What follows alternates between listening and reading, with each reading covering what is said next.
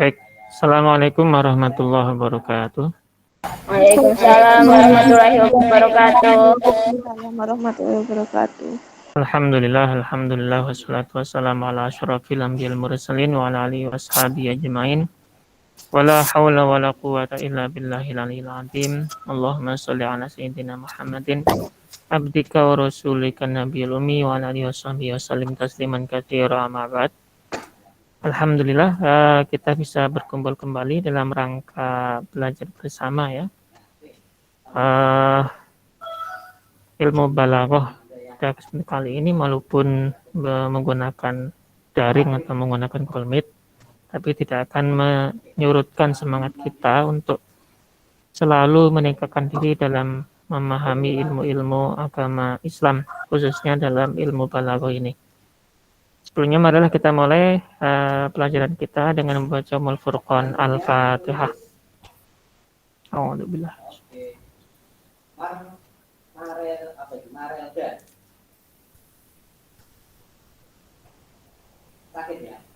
Amin amin ya rabbal alamin.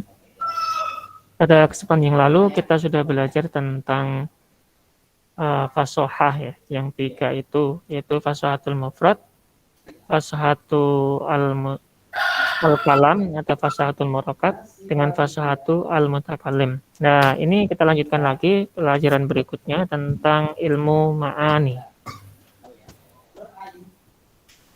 Sebelumnya coba kita cek pada pelajaran yang lalu sudah saya terangkan ya tentang ilmu ma'ani.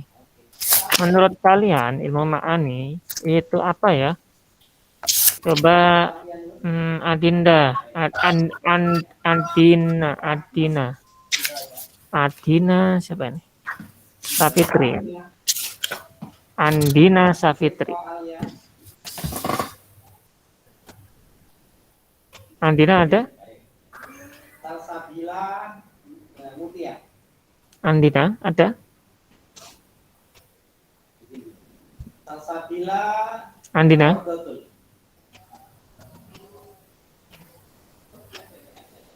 Oke, Amirah Aisyah.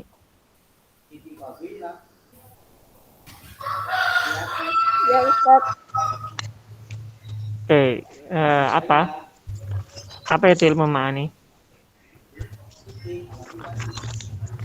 Ilmu ma'ani itu Coba dibuka videonya biar saya bisa lihat.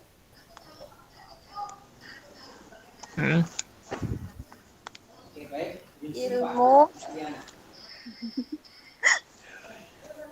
yang menjaga dari berbagai macam kesalahan dalam pemahaman, jadi biar nggak salah paham. Oke, biar nggak gagal paham. Oke. Baik, ilmu ma'ani adalah ilmu yang menjaga dari kesalahan pemahaman. Oke, baik, bagus sekali. Berikutnya, kita sudah membahas ini, namun perlu saya ulang kembali biar lebih jelas lagi tentang ketiga sub bidang keilmuan ini ya, dalam ilmu balaghah, yaitu tentang ilmu bayan, badi, ma'ani. Bayan itu jelas, kemarin sudah kita bahas juga, ini tentang bagaimana menjaga ilmu ini, bagaimana menjaga dari kesemerawutan pengertian, biar tidak semerawut ya pengertian yang kita baca dalam suatu kalimat. Atau kalimatnya biar jelas. Jadi kita perlu ada penjelasan atau ada bayan. Hanya perlu ilmu ini. Dengan ilmu badi adalah ilmu yang mengatur susunan kalimat agar tampak indah, baik dan benar. Jadi biar kalimat itu menjadi semakin indah, baik dan benar, maka perlu dipelajari dengan adanya ilmu badi. Oke.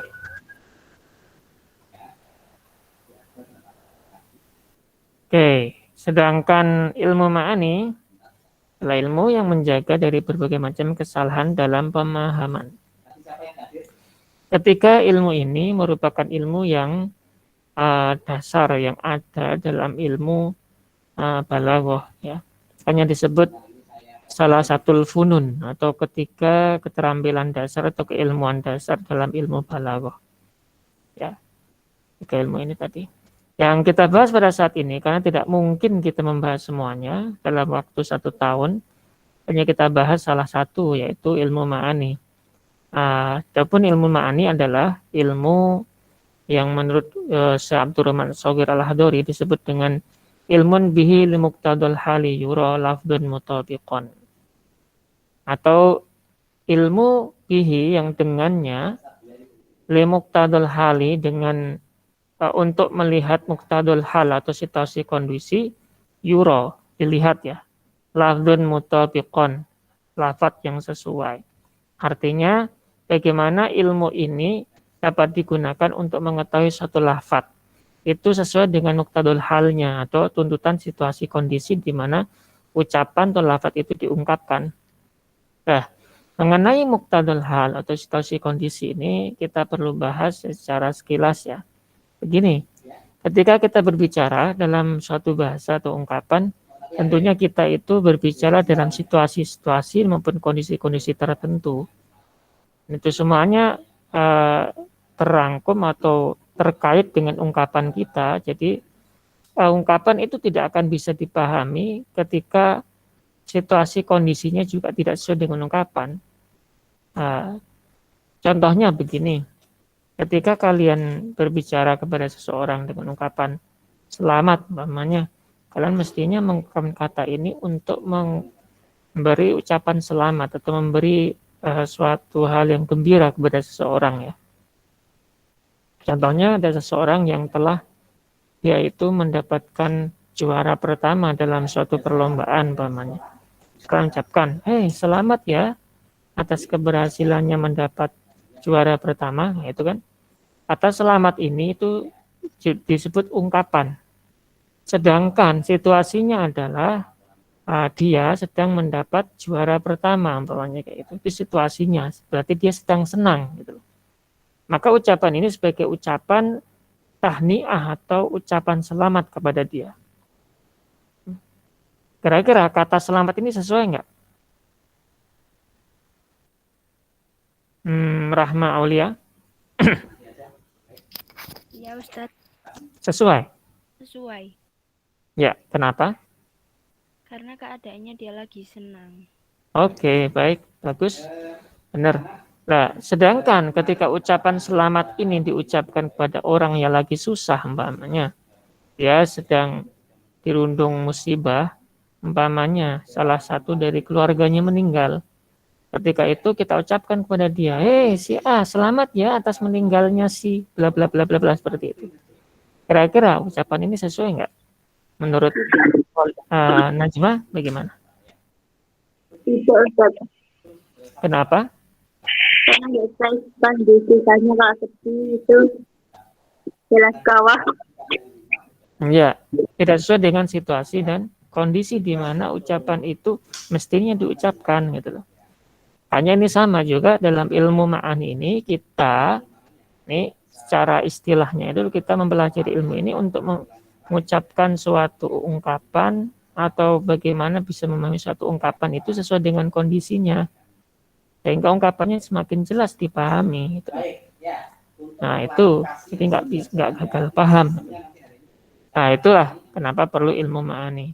Nah penggunaannya diantaranya contohnya dalam ini contoh saja ya, walaupun nanti kalian agak di awal-awal untuk menganalisa ini masih belum terlalu bisa, nggak masalah, ini hanya contoh.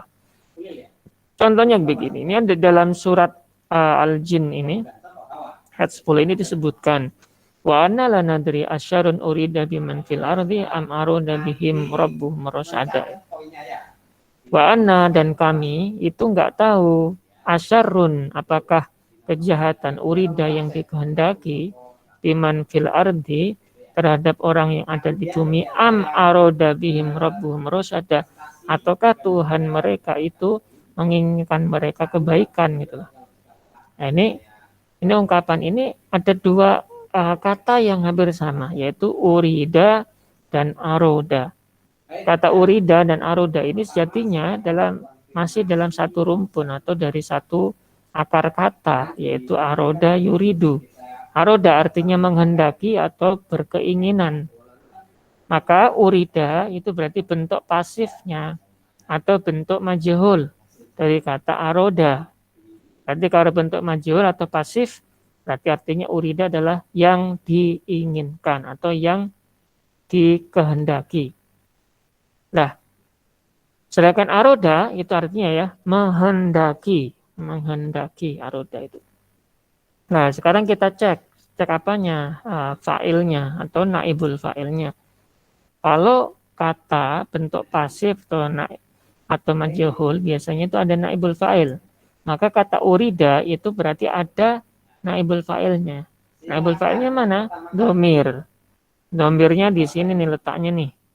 Nah ini rujuknya, kembalinya itu ya, untuk kata sebelumnya yaitu syarun. Ya. Kejahatan, syarun. Sedangkan kata aroda itu ini bentuknya maklum, fi'lun maklum. Ini fa'ilnya adalah rabbuhum karena di sini marfu, berarti ini fa'ilnya gitu. Aroda bihim rabbuhum rosyada. Aroda menginginkan siapa rabbuhum gustine wong-wong iku ya. Nah, bihim kelawan wong-wong iku rosyada kebaikan. Ini contohnya. Nah, pertanyaannya sekarang simpel. Kira-kira kata urida yang di atas ini, yang artinya dikehendaki ini, urida syarun ya, dikehendaki kejahatan. Jadi kan dari kata aroda kan menghendaki kejahatan. Jadi ini kejahatan yang dikehendaki gitu. Ya. Sekarang fa'il aslinya itu apa ya? Ini maksudnya kembalinya kemana? Yang menghendaki kejahatan itu siapa? Gitu. Kalau yang kedua ini kan jelas, yang menghendaki kebaikan ya, itu kan yang menghendaki rosyada atau kebaikan atau petunjuk itu yaitu Allah di sini, Tuhan. Karena pertanyaan yang pertama ini yang mana? Siapa yang menghendaki keburukan ini? Siapa kira-kira? Menurut kalian siapa ya? Farah Maulidah. Allah, Ustaz. Tuhan Allah. itu. Berarti Tuhan itu menghendaki keburukan ya bagi makhluknya ya. Nah, ternyata pemahaman itu keliru. Yang dimaksudkan dengan urida syarrun ya, yang dikehendaki. Jadi keburukan yang dikehendaki tadi itu asli katanya itu arodanya itu bukan ke Allah, tapi ke manusia. Berarti yang menghendaki keburukan sejatinya manusia. Allah sih maunya kebaikan, tapi karena manusianya yang melenceng dari yang ditunjukkan oleh Allah, hanya ada petunjuk itulah Allah itu ingin kebaikan, makanya Allah memberi petunjuk gitu. Sedangkan manusia melenceng tak apa itu kan urusan pribadi. Bahasanya dalam ayat ini seperti itu. Nah, yang menghendaki kebaikan siapa tadi? Allah, ya kan? Nah, dari ayat ini kita paham, oh ternyata memang manusia itu cenderungnya, nalurinya dalam hati, tabiatnya itu ingin berbuat yang buruk. Nah, kita tahu konteks seperti ini dari pemahaman menggunakan ilmu ma'ani, gitu loh. Makanya lebih jelas nanti pemahamannya. Nah, tidak asal-asal pakai pengertian atau pakai terjemah. Dan sesungguhnya kami itu jin tidak mengetahui adanya penjagaan apakah keburukan yang dikehendaki orang yang di bumi ataukah Tuhan mereka mengenai kebaikan baginya. Nah, di sini juga ada jelas ya dalam artinya ini nih. Kan orang sudah ada di sini ungkapan. Namun ketika kita bahas secara nahwu kita makin ini akan kritis jadinya. Ternyata setelah dilihat dari balaghah maknanya ternyata seperti inilah. Ini terjemahan ini sebenarnya hasil dari pemahaman balaghah. Gitu. Jadi menerjemahkan itu juga nggak gampang, namun juga tidak mudah juga memahami suatu terjemahan teks ya. Kalau kita nggak paham teks aslinya, untuk itulah tetap bagi santri itu harus tahu bagaimana menganalisa suatu kalimat dalam bahasa Arab khususnya Al-Quran. Ini tidak cukup kalian memahami Al-Quran lewat terjemah itu enggak cukup. Itu banyak salahnya kita nanti kalau malah terjemahnya dari terjemahan. Kenapa? Konteksnya enggak tahu. Nah, sekarang coba di surat Al-Fatihah ini surat yang paling gampang yang sering kita ketahui dalam keseharian kita karena ini ada di surat 5 waktu sholat 5 waktu kan. Siratal ladzina an'amta 'alaihim ghairil maghdubi 'alaihim waladdallin. Nah, kata an'amta alaihim dengan maghdub alaihim. Ya, kira-kira ya, kata pertama ini jelas ya. An'amta, yang engkau anugerahi nikmat alaihim kepada orang-orang itu. Tadi yang menganugerahi nikmat siapa? Siapa? Allah. Ya. Sedangkan ghairil maghdub alaihim, yang mendapat murka, yang dimurkai siapa? Makhluk. Makhluk. Kenapa dimurkai? Karena dolin. Nah, sekarang yang memurkai siapa? Allah. Allah. Tapi di sini kitabnya maghdub. An'amta alaihim ghairil maghdub. Berarti seakan-akan maghdub ini kan bukan jamak. Kalau him kan mesti maghdubin ya. Nah, oh ternyata ini kembalinya ke sirat. Sirat tapi ternyata yang memarahi atau yang memurkai itu Allahnya. Berarti Allah itu berkehendak manusia itu untuk menuju atau untuk bisa dianugerahi kenikmatan. Tapi manusia sendiri yang mereka itu malah milih keburukan, malahnya dimurkai oleh Allah. Ini contohnya dalam memahami ungkapan seperti ini dengan menggunakan ilmu ma'ani. Untuk itu kita perlu belajar ilmu ma'ani.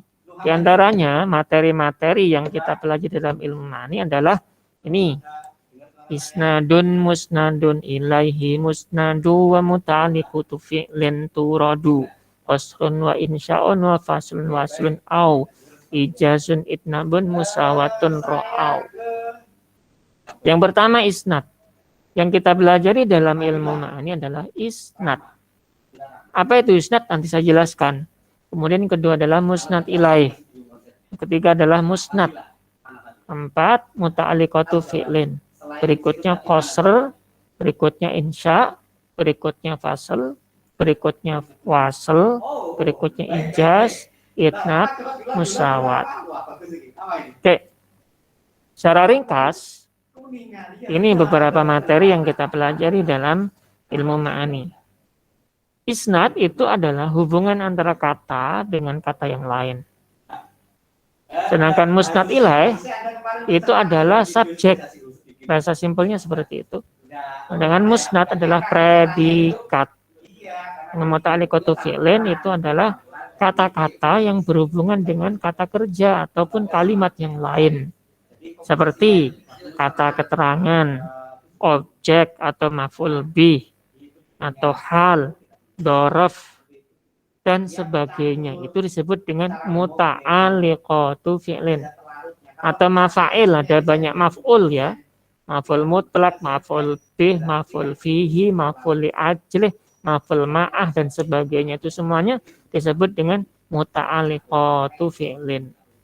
Selain itu, qasr. Ada qasr. Qasr itu adalah kalimat penegas. Jenis kalimat, bentuk kalimat yang bermakna penegasan. Hanya disebut qasr. Qasr itu batasan. Jadi kalimat yang dibatasi. Tapi di pembatasannya itu untuk menegaskan. Contohnya apa? Contoh yang sering kita baca dalam keseharian itu tahlil itu loh. La ilaha illallah. La ilaha illallah. Itu kan kata la ilaha illallah itu ada kata la itu adalah nafyun dan illa itu isbat. La itu tiada. Kok ada tiada Tuhan? Itu nggak boleh berhenti aslinya. Itu karena satu kalimat lengkap, satu kalimat sempurna. Tiada Tuhan, nggak boleh berhenti. Illallah, kecuali hanya Allah. Berarti Tuhan itu cuma Allah. Meskipun maknanya itu gini sebenarnya. Tuhan itu ya Allah gitu loh, aslinya gitu loh. Tapi ungkapan kata-kata Tuhan itu ya Allah dengan ungkapan tiada Tuhan selain Allah, itu lebih kuat penegasannya dalam suatu ungkapan dengan menggunakan kata-kata la ilaha illallah. Seperti halnya begini. Ini qasr ya. Kamu cantik. Itu contoh ya. Atau hanya kamu temanku, umpamanya. Kamu temanku. Dengan ungkapan tiada teman lain selain dirimu. Nah, coba lebih kuat mana? Dua Yang dia teman Yang kedua, lain. tiada teman lain selain dirimu. Berbeda dengan kamu temanku, berarti ada teman lainnya, bukan cuma kamu tok gitu. Nggak usah terlalu nggak usah terlalu kagum atau mungkin terlena ketika ada seseorang tuh ngomong sama kalian. Nah, kamu itu buah hatiku. Biasa aja. Kenapa? Itu menyimpan makna yang macam-macam loh. Kalau kita buah hatinya, berarti dia juga punya buah hati yang lain. Kenapa? Dia nggak menggunakan kata koser di situ. Kata koser itu tiada buah hati yang lain selain dirimu. Nah, itu kayak gitu, itu koser namanya. Nah, itu dalam ilmu ma'ani dipelajari. Nah, kemudian selain itu ada kata insya. Ya, insya itu kalam insya'i ya, atau jenis kalimat yang tidak ada hubungannya dengan kebenaran maupun dusta atau kebohongan. Artinya kalimat-kalimat yang tidak membutuhkan bukti. Dia justru kalimat itu membutuhkan informasi gitu loh. Membutuhkan kalam khobari untuk jawaban umpamanya. Atau mungkin tidak perlu juga jawaban seperti kata perintah, kata tanya. Kata perintah itu nggak perlu jawaban. Perintah. Dan di dalamnya nggak ada kebohongan apa dusta, nggak ada karena perintah. Pergi ya pergi. Berbeda dengan kalam khobari. Kalau kalam khobari itu ada hubungannya dengan perintah, dengan kebohongan maupun kebenaran. Itu disebut khobari ya, kalimat berita. Contohnya si A seorang yang ganteng. Kata si A seorang yang ganteng itu menyimpan makna si A itu informasinya keadaannya dia seorang yang ganteng. Pertanyaannya apakah benar dia ganteng? Apakah tidak atau salah dia ganteng? Itu tergantung bagaimana buktinya. Oh, ternyata buktinya tidak. Oh, berarti kalimat ini adalah kalimat yang tidak benar atau dusta gitu. Kalau benar berarti kalimat ini benar. Contohnya, Lee Min Ho itu seorang artis Korea yang ganteng. Menurut kalian, kalimat ini benar apa salah? Benar. Benar. Benar. Kalau artis Korea langsung. Lah, berarti kalam yang saya ucapkan tadi termasuk kalam apa? Kalam apa? Khobari. Khobari. Benar sekali. Kalam khobari itu artinya kalam atau kalimat yang mengandung berita. Sedangkan insya'i tidak. Insya'i itu contohnya kalimat tanya, kalimat perintah, kalimat larangan dan sebagainya itu disebut insya'i. Sedangkan kalam seperti tadi itu yang mengandung berita, informasi tadi itu tidak seperti kalam insya'i, tetapi dia adalah kalam yang mengandung di dalamnya kebenaran maupun kebohongan, tergantung bagaimana dibuktikannya, faktanya bagaimana.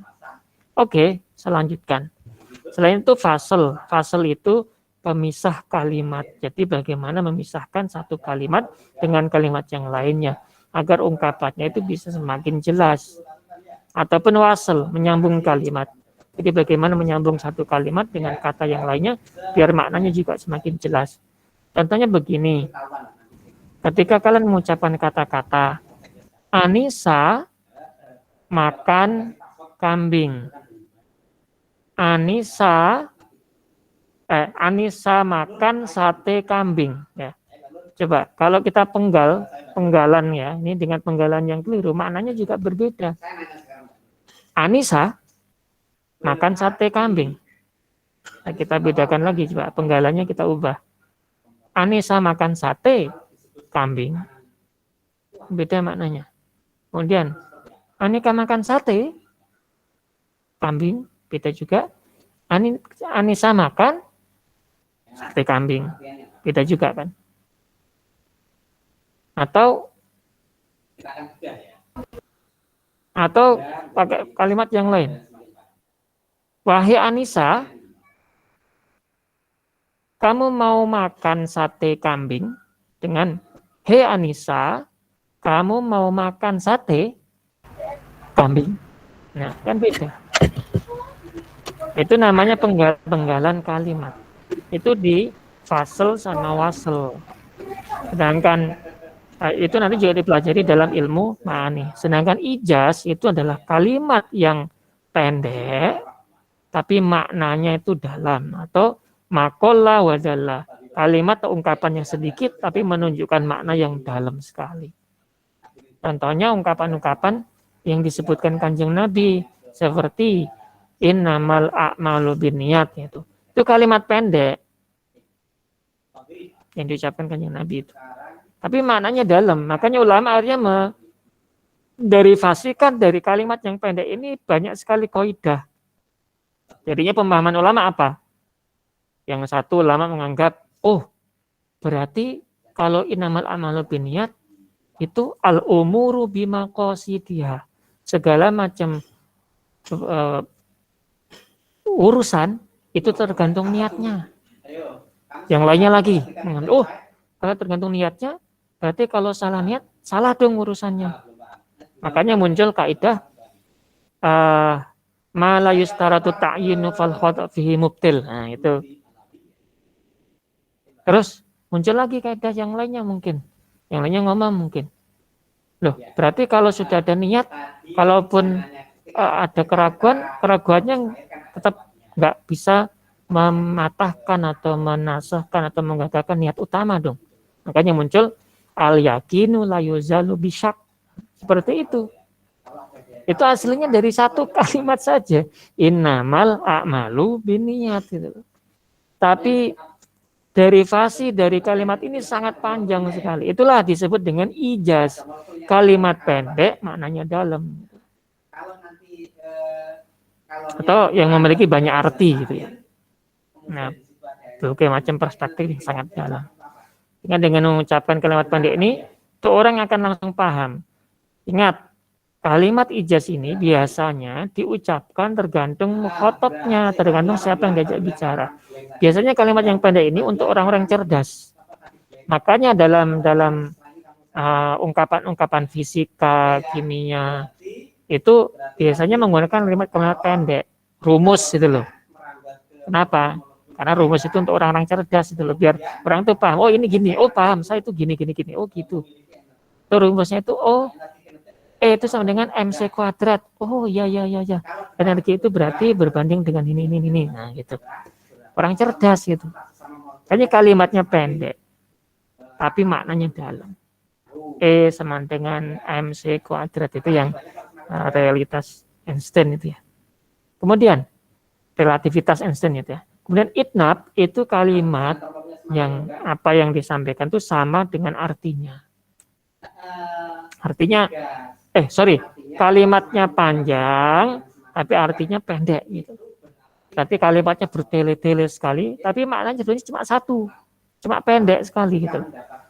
Itu artinya biasanya kalimat ini diucapkan untuk pujian kepada orang biasanya loh ya. Karena orang itu suka dipuji. Normalnya manusia itu suka dipuji. Contohnya bagaimana? Contohnya begini.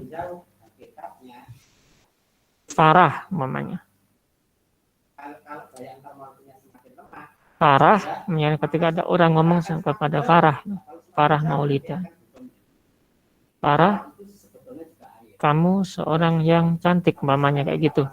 Orang ngomong itu. Dengan ungkapan yang seperti ini. Tadi kalimatnya kan pendek ya tadi ya. Dengan ungkapan yang agak panjang seperti ini.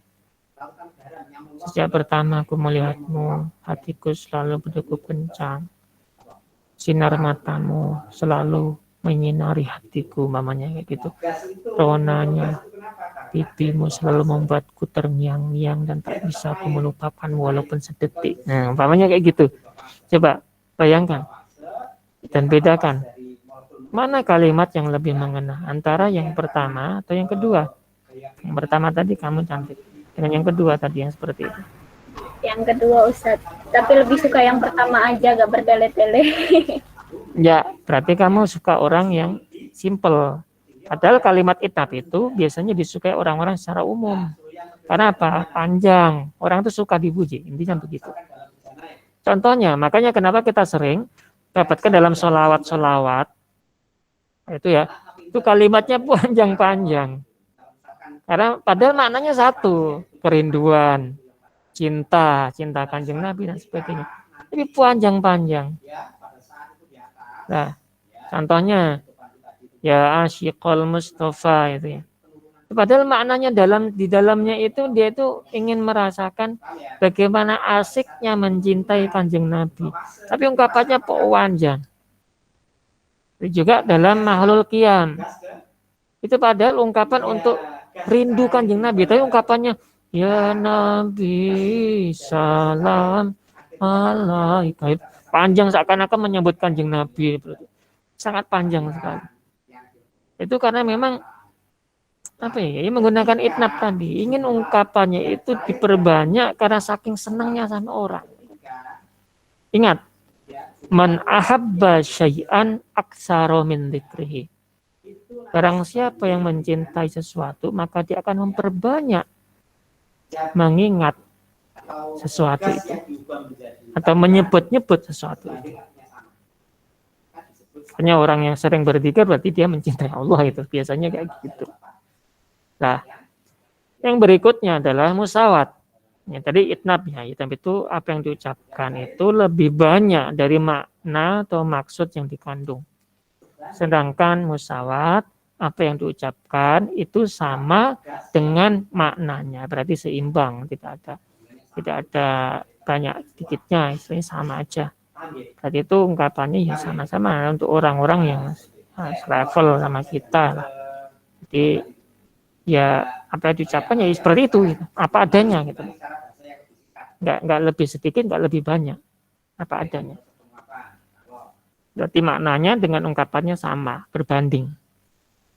Oke. Berikutnya, yang kita pahami dari isnad musnad ilaih, ini untuk bab ini kita akan membahas ini. Ya, biar nggak ngantuk. Isnad adalah ingdimamu kalimatin atau musnad ila ukhra, musnad ilaih ala wajhin yufidul hukma bi ahadihima alal ukhra thubutan aw nafyan. Ingdimamu kalimah menisbatan suatu kata kepada kata lainnya sehingga memunculkan penetapan suatu informasi baik bersifat positif atau penetapan maupun negasi atau pengingkaran. Jadi bagaimana memahami ini? Begini loh, intinya itu sederhananya begini. Isnad itu adalah hubungan kata dengan kata yang lain.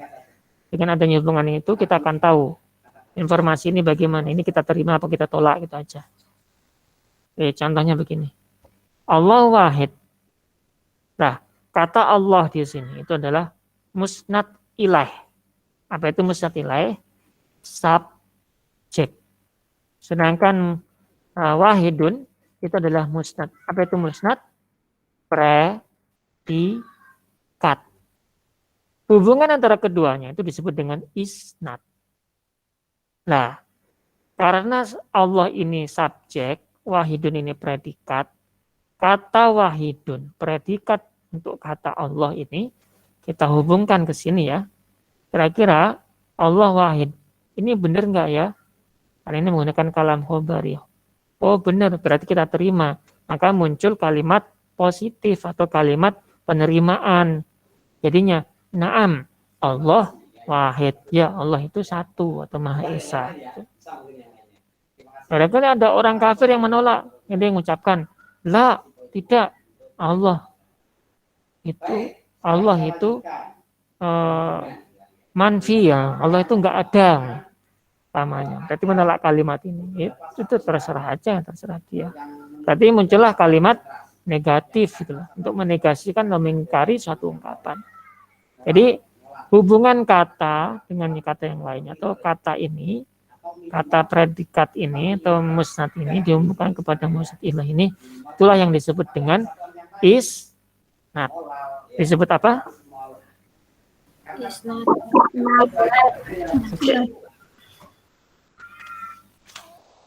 Oke, sekarang musnad ilaih. Tadi musnad ilaih secara sederhana apa? Subjek. Kita akan melihat macam-macam dari musnad ilaih. Yang pertama adalah fa'il. Kira-kira musnad ilaih atau fa'il atau subjek dari kata doroba zaid ini yang mana ya? Coba menurut ya, Eliza? Zaid, bagus. Dia adalah musnad ilaih atau subjek. Jadi fa'ilnya di sini adalah Zaid. Zaid ini sebagai subjek atau musnad ilaih. Yang doroba adalah predikatnya atau disebut dengan musnad. Yaitu jenis pertama adalah fa'il. Yang kedua, ism nawasih atau asmaun nawasih. Ini aslinya dari jumlah ismiyah, aslinya dari kalimat nomina. Ini contohnya kana Muhammadun Naiman. Nah, itu aslinya kananya nggak ada. Muhammadun Naimun toh. Kemudian dimasukin kana, jadinya kana Muhammadun Naiman. Nah, isemnya kana itu Muhammad. Sedangkan Naiman itu adalah khobar kana. Nah, isem kana ini itu disebut dengan musnad ilaihnya dalam kalimat ini atau subjek dalam kalimat ini. Sedangkan naim itu disebut naiman ini disebut khobar. Kalau di sini dalam bahasa imaan ini disebut dengan musnadnya atau predikatnya. Oke, itu jenis kedua. Walaupun sebenarnya jenis yang lainnya kedua ini ya ini sama aja dengan jenis ketiga ini yaitu mubtada. Nah, mubtadanya untuk kalimat ini Muhammadun Naim yang mana ya?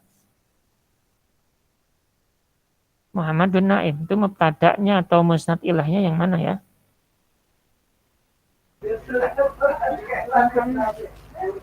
Muhammad. Oke.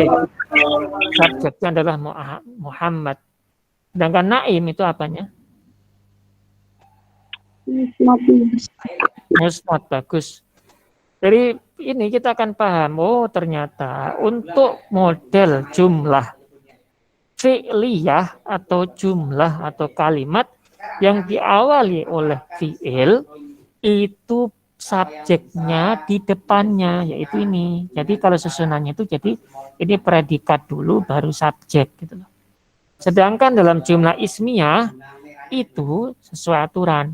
Ini subjek kemudian predikat. Kan bedanya itu tok dalam jumlah fi'liyah dengan jumlah ismiyah. Nah, ini saja kalau kalian udah paham, udah bagus. Tahu dua itu tok.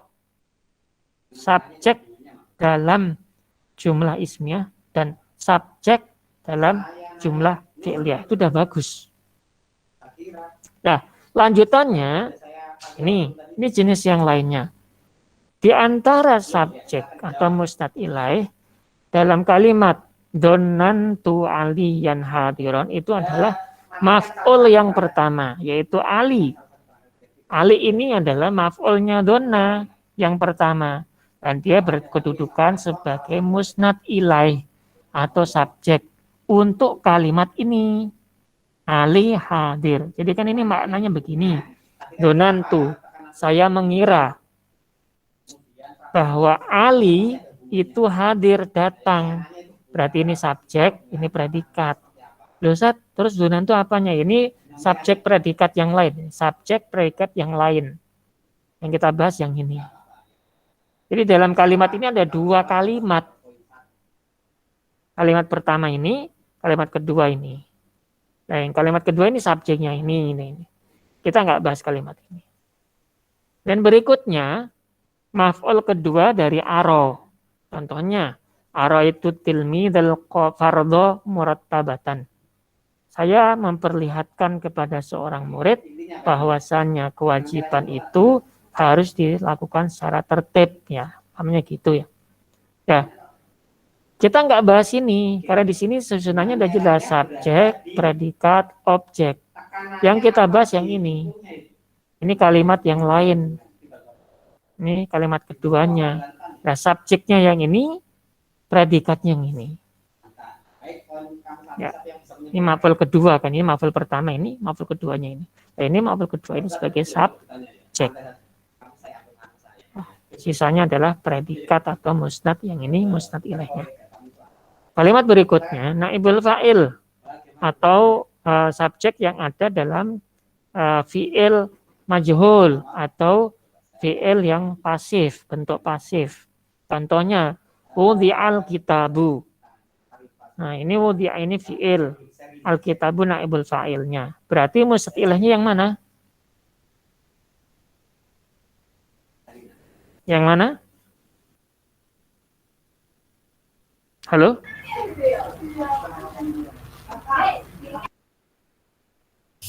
Ya, yang mana? Udiah. Kitab. Naibul fa'ilnya kitab. Atau musnad ilaihnya ini. Ingat ya, ini fi'il majhul. Berarti ini predikat, ini musnad ilaihnya. Sekali lagi, musnad ilaih itu bahasa sederhananya adalah subjek. Kita hanya ingin menganalisa kalimat ini mana subjeknya, mana predikatnya. Berarti ini subjek, ini predikat, ini termasuk jumlah jumlah fi'liyah. Ya. Jelas ya? Ada pertanyaan? Enggak. Oke, sudah cukup ya, waktunya udah hampir habis, tinggal 2 menit atau 3 menit. Ini waktunya makan siang. Biar kalian imunnya terjaga, biar nggak terlalu sepaneng ya. Dengarkan saya berbicara kayak gini pasti ngantuk. Karena suara-suara yang kurang mungkin terlalu keras loh. Bagaimana ya? Oke, kita cukupkan ya. Mohon nanti bisa dibaca di modul.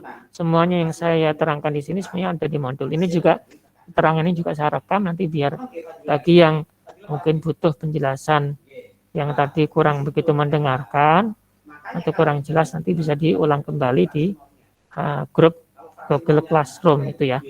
Ini akan saya masukkan ke Google Classroom untuk kalian lihat. Oke, demikian apa yang bisa saya sampaikan. Kurang lebihnya saya mohon maaf. Mudah-mudahan semuanya diselamatkan, diberi kesehatan, diberi kebugaran, dan dilancarkan urusannya dan diberikan Allah keluarganya semuanya saja. Al-Fatihah.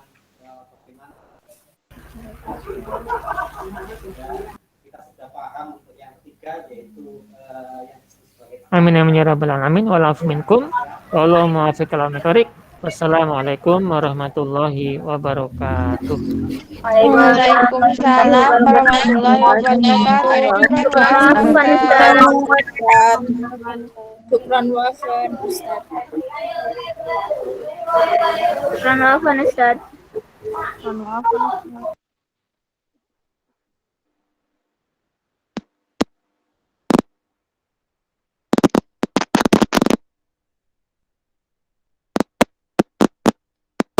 Yes.